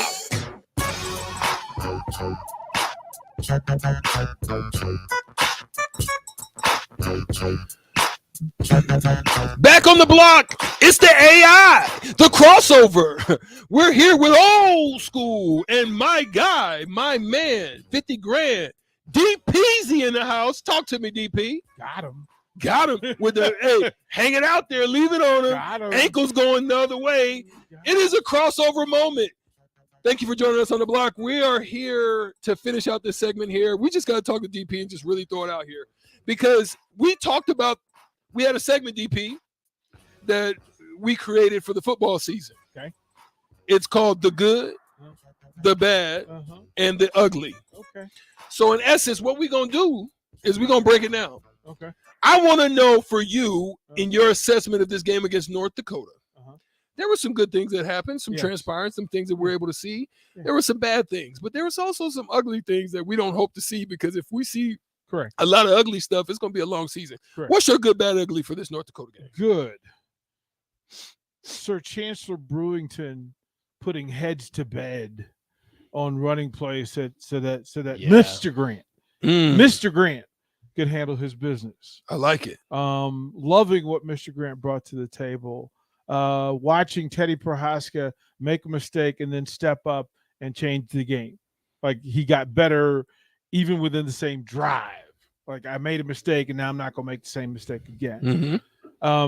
That for me is the good. The bad, tight sphincters at Memorial for the first half of the game. And everybody react how tension was high up in the building. It was a little much. It was a little much, and rightfully so. Right. So however you felt. So the bad would be the booze. However, I'm not a booze dude. Like I don't understand it. But I'm overly positive, so people will say DP chill. But we've become too much of the boo culture. Okay. And I'm not a fan of it. Okay. So express how you express. Yeah. Do you. The ugly. The ugly for me was, and I hate to do this, it's still a missed kick that in a meaningful game would have burned you. Yes. Right? Because that's a 10-7 missed field goal that left it 7-7. And it made people get back to the edge of their seat. You went from being able to lean back. That missed field goal was another one of them, a 37-yarder right in the first half of the game where it could have been meaningful. But more good than bad, more and less ugly than bad. So progress in that. But the good, watching mistakes being made and then being corrected was the best part of it for me, was watching, this doesn't work.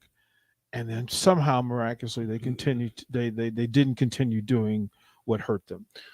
Jay Foreman popped into the house, so we created a segment here for this football game: the good, the bad, and the ugly. So for you, as you watch the game, being a former Husker, being a linebacker, knowing the ins and outs of winning and tradition and all of that comes with it, having Memorial Stadium on fire, what was your good, what was your bad, and what was your ugly for this weekend's game? The good, I'd probably say, Anthony Grant, the running attack. We all agree. Yeah. Oh, yeah. He was, making a lot of. He's that guy. He was making a lot of chicken salad out of chicken. Oh, yeah. Oh, yeah. So I think he established himself, as the number one guy. And then you see AJ Allen, and then it's kind of, a toss-up. I know everybody's, like, up in arms about Ramir and all that, but, I think, as a competitor, you got to realize, hey, this dude's playing good. I mean, that's you can't deny that. He's playing good. And then you just got to get in where you fit in. I'm sure, to be honest with you, I'm sure coaches would probably say, yeah, we probably could have got Ramir in, and they just got to be patient. Guys get dinged up, or he's not on that day, or you got a little kind of butterfingers, you got to play. But, I'd say the good would be, Anthony Grant, the bad. Hold on, Jay. What you just said in that, I want to stay in that vein before I let you get to your bad. The good with that Anthony Grant situation, one thing I saw AJ Allen running extra hard. It's like that. It's that competition thing, right? It's like if you're seeing somebody doing what they're doing with making lemonade with nothing, not even no lemons. Those are the things that I saw. Real quick, we got to pause for station ID. This is Lincoln's home for sports talk on the FM dial. Also online at theticketfm.com. On the internet. KNTK FM Firth, 93.7 The Ticket. So I'm going to let you talk because the cross, I don't want to go too far, but that's what I'm seeing a little bit with that. It's good competition. It's good peer pressure. You see him do it. He wants to go match it. And then when the other guys get their chance, they got to go do it. I mean, look,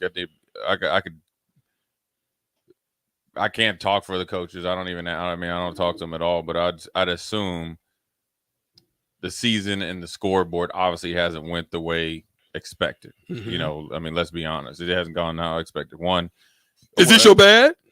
No. Well, I'm saying as far as other guys getting reps, the other guys getting reps. Assuming Got you. Beat Northwestern. This is kind of a game where everybody would get just, hey, North Dakota said, surprise, we here. We ain't going nowhere. So that's my good. But I think that peer pressure won the match. And look, and you got to give Applewhite the coach. Facts. I've only seen him coach just like one time, or two. One was in person. The other one was, like a video. Mm-hmm. Then he's coaching them boys hard. His expectations are probably real high. And the great thing about him, he don't care about your feelings because his job is to coach you. That doesn't mean he doesn't like you. The job is to coach, not hold your hands. And that's what these guys are embracing, all of them, top to bottom, 1 through, I guess you could throw 6 with Brody Belt in there, and he's kind of a Swiss Army knife. Yeah. The bad, I guess, would be just maybe ability to come out and crush somebody. Mm-hmm. You know what I mean? Mm-hmm. Kind of like I would expected the team to be, a little bit more dominant. Now, you want to put them under your thumb and crush? Yeah. Right, just come out here like, look, man, you guys got to pay for what we did last week. Yeah. Hey, we dookie down our leg, and guess what? This dookie's going right downhill, and you're at the bottom. You at the bottom of it, right? Now, maybe in the second half they did it. Maybe it was a little bit of jet lag hangover, but at this point in time, all that might be part of it. It might be a factor, but like I just said about Coach Apple, I can't care about that right now because at the end of the day, I know people love like clickbait, who's calling the plays and all this other. At the end of the day, it don't matter at this point because we need wins. Yeah, right. We're not in a position to kind of try to make sure everybody gets theirs. If that part, if DP's seeing something and he's rolling, boom, next game it might be me. Then that's the way it's got to be. So.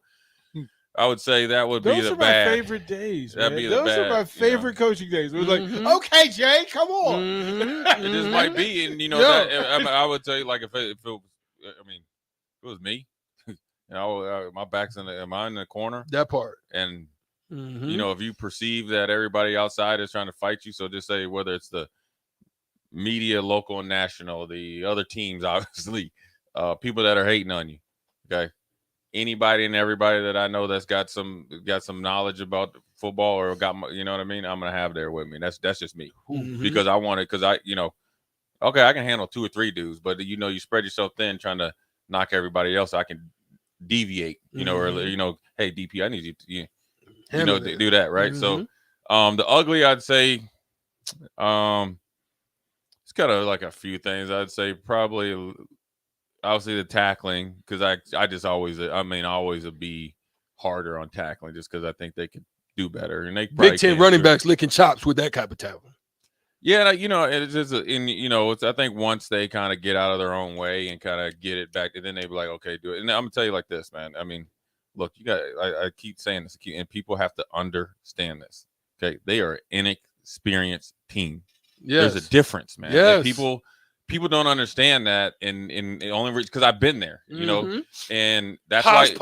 That's why you see like some teams that went out and they get a whole bunch of guys in free agency, and you were good. All those guys that were good in like New England and like their roles, like Adelius Thomas was, he went to, or actually vice versa, he went from the Ravens. This doesn't work. You got to give it some time, but we don't have time.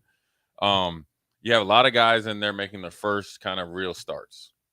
Right, facing some real, because you got to think like Buford, even like Miles Farmer a little bit. I guess Williams got hurt, so he kind of played some. But Miles Farmer, for better his time here, because he got hurt when he first got here. Really, he was hurt after the Purdue game. I think he got hurt in warmups.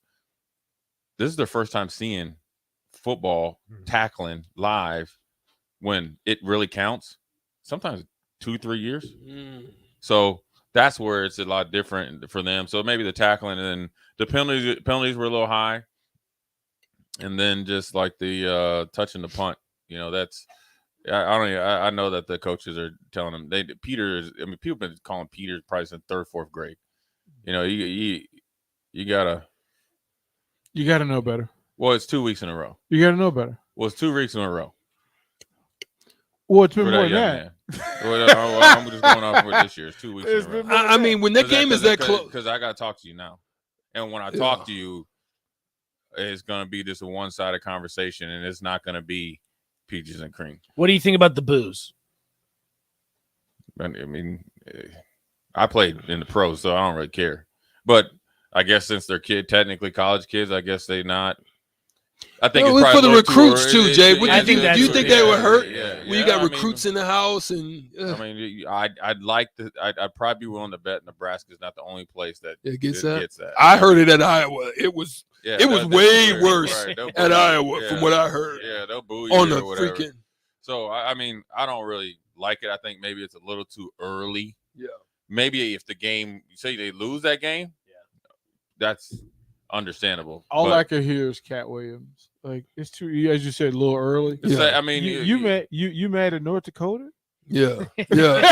Like, you mad at breakfast? Like, we right. It's early. It's only the beginning. It catches people by surprise, and I think, like I said, sometimes when you continue to read the same stuff and kind of take it out of context, then you set yourself up for failure. And then whether it's North Dakota, even though their record was not what they liked last year, they took all the teams that went deep into their playoffs. Yeah, they fought. I mean, they were beating. They were beating North Dakota State. They were beating South Dakota State, and they were beating Utah State, and Southern Illinois. That's 4 teams right there. The worst part about it, though, is that they kept showing the graphic that they still have yet to beat an FBS opponent. Well, I think that North Dakota, they've never beaten an FBS opponent. Well, so that would have been their first. A lot of that's because you're not really playing. Right, Yeah, but you're I not think playing that was year in, year out, but that was, I think, a big part of the frustration, because like every time they throw up that graphic, it's just like frustrating. Like, oh my gosh, here we go. I think there was a couple. I would ask you, are they allowed not to play you close? No, I mean, are they not allowed to compete? Oh, of course they are. They're supposed to. I would tell you when they got the two like longer third. I mean, the biggest thing for Nebraska's defense, and it all kind of ties in together, is third down. Right, because I mean that's any dude. That's the money down, right? Yeah, you gotta get off. And the ones where you are, quote unquote, in the percentage to have success, we got to be a little bit better there. Right. And that just comes from really diving into your playbook. You know what I mean? Yeah. Really watching film intently, and then also asking the right questions or asking questions and learning even when you're not participating in practice, because they need mental reps just as much as physical reps, because you're going from like nothing to something. And that's where they're really third down is huge for them. And that's, I'm not taking anything away from North. It's the first game of the year. Yeah. They had a pretty much a nice little kind of Cliff Notes version of what you could possibly do to Nebraska. Now, I will give them a lot of respect. They didn't try to beat Northwestern, even though they were getting after us. Their defensive line they weren't playing. They weren't playing. They weren't playing games. But hopefully it's a wake-up call for the team. I will say this as we close on the crossover.